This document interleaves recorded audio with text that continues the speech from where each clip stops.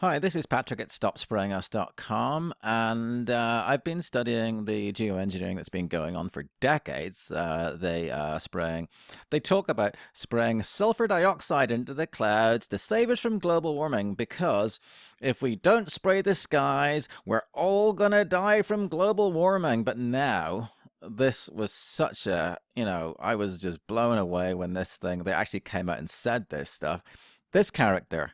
Uh, Alan Robock, I actually confronted him at the Paris Climate Conference. I presented evidence that aluminum is being proposed to be sprayed as a neurotoxin, and stop doing it. So anyhow, he's published a paper saying that if we stop spraying crap in the skies, it'll be a huge threat to the natural environment and biodiversity. If geoengineering ever stopped abruptly, it would be devastating. So and so on. And they go on to like in the USA Today, he says, you know, it'll have a devastating global impact on animals and plants. By the way, we are animals, potentially even leading to extinction. According to the first study on the potential biological impact of climate intervention, there are so many papers showing how poisonous barium and aluminum are. I mean, follow me and you'll see. I talked to Chris Exley last week, and aluminum causes Alzheimer's, and Alzheimer's has risen 35-fold since they started spraying, and it's just freaking nuts. It's the #1 cause of death in the UK, and they are talking about spraying aluminum. So here's David Keith's paper. He's talking about how sulfates are, not that great. It's much better to use engineered nanoparticles. So let's have a look at these engineered nanoparticles. Here's one. I'm not saying this is what's being sprayed, but this is what's showing up in the groundwater: blood, rain, tree bark, brains. Anyway, it's hard to show. So I'll switch over to PowerPoint. That gives you a better view of it. So here's the what they're talking about. Alumina, Al2O3, which is aluminum oxide, aluminum, the metal, barium titanate, and ferrite, which is iron and oxygen. Iron with aluminum together makes the oxidative stress on the brain 10 times more powerful.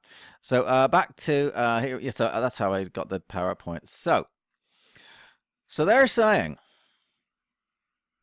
first they were saying, we're all going to die unless we spray you with poison. And now they're saying you're all going to die if we stop spraying you with poison. And they may even try to take credit for because we've been spraying all this time, it's getting cooler. So here is, this is the head of the IPCC, Rajendra Pachauri, who is not, he's a railroad engineer, but he was head of the IPCC, the Intergovernmental Panel on Climate Change, and he admitted that there was a 17-year pause. And I mean, basically, we haven't had any global warming for 20 years, and it's not about carbon dioxide. We're also going into a grand solar minimum. It's getting colder. Global warming is not a problem. It's only a problem if you believe their bogus freaking models that they come out with, which have all been proved wrong. And if you can look at space weather, like when the sun's less active, it gets colder here. It also gets colder on Mars, Venus, Mercury, and everywhere else I don't know. I know I sound kind of pissed, but I mean, really, they are trying to sell us that stopping poisoning us is going to be a good thing, and is going to, no, a bad thing. We have to keep spraying you with poison, otherwise, we're going to, maybe our models say it's going to get a little warmer, maybe, while you're shoveling snow. It's really, really, really cold. So, right after this, I'm going to include the video clip of me talking to Alan Roebuck in Paris, and he's claiming, oh, first ever study on potential biological impacts. No, wrong. I actually gave him one. That my paper, Human Health Impacts of Proposed Geoengineering Solutions. He said he would read it. He has that. They all of these geoengineers refuse to talk about the biological impact of the proposed geoengineering solutions. And now they're saying, oh, by stopping it, it's going to be bad. Whiskey, Tango, Foxtrot. So anyway, this is me being a little annoyed.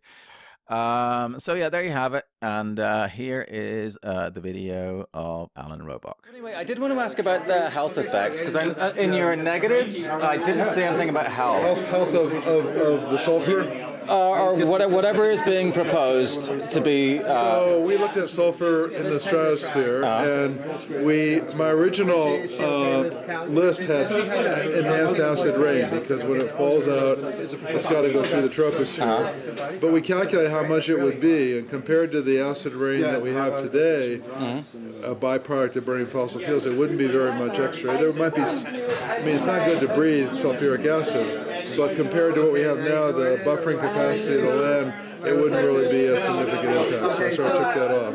Now, if you use other chemicals that are more dangerous, there have been some proposals to use titanium or aluminum or something. I don't know if anybody's done studies of the health effects. Certainly anything you put in the atmosphere is not going to be good for health, but we thought food would be much more important than those small effects.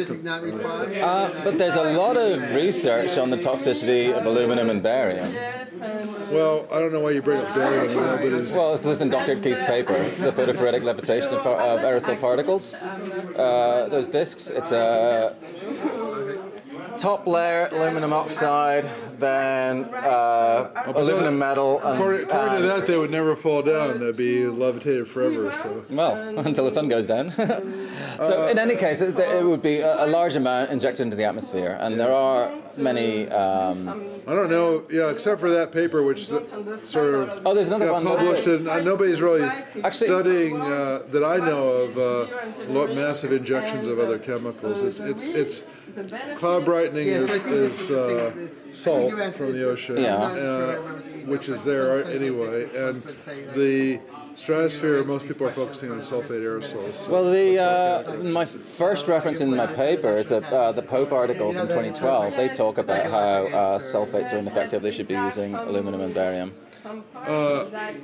Okay, you have to ask them. I don't know anything about that. Okay. But I would think it would be a good thing to concentrate on health. Well, because Dr. Keith was asked about the health thing back in 2010. He says the excess sulfur would kill a lot of people. Well, when he was answering a question about aluminum, because he was talking about putting so many megatons in the atmosphere, and he said that there's very little. The only research he'd done on it, he hadn't published, and that was back in 2010. And we haven't heard a peep from him since. You'll have to ask him. Yeah. I don't know of any work on that. So did you get to read my paper? I know you didn't like the font. I still have it, but I didn't, I didn't have time. But do let me know. If you want people to pay attention, you should submit it to a peer-reviewed journal so people can give you some feedback. And I will. This was for the conference, and it's. All my references are peer-reviewed. So, sure, but still, your ideas. Oh, I know. Yeah. Well, it's my idea is.